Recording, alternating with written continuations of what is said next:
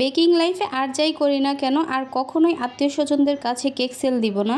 আসসালামু আলাইকুম এভরিওয়ান, কি অবস্থা সবার, কেমন আছেন সবাই? আজকে এই কেকটা ডেকোরেশন করব আর আপনাদের সাথে কিছু কথাও শেয়ার করব।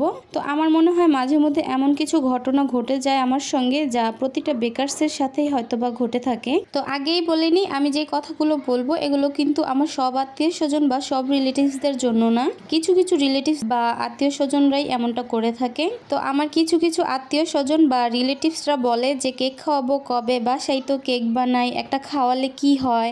অনেকেই জানে যে আমি কেক কত করে সেল করি। তো তারা কেক নিবে 2-3 দিন পর অথবা 15-16 দিন পর বলবে যে কত টাকা দিব, কেক কত করে।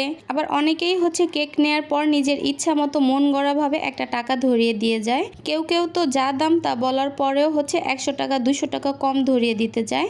মানে কি যে একটা অবস্থা, আমি বিজনেস করব কি, এদের জ্বালায় আমি একদম অতিষ্ঠ হয়ে যাই মাঝে মধ্যে। এদেরকে ফ্রি খাওয়াতে পারলেই এরা খুশি, মানে এদেরকে কিছু বলতেও পারি না আবার সহ্যও করতে পারি না। কি যে একটা অবস্থা, মাঝে মধ্যে মনে হয় বেকিং লাইফে আর যাই করি না কেন এই কিছু কিছু স্যাঁচরা আত্মীয় স্বজন বা রিলেটিভসদের কাছে কখনোই কেক সেল দিব না।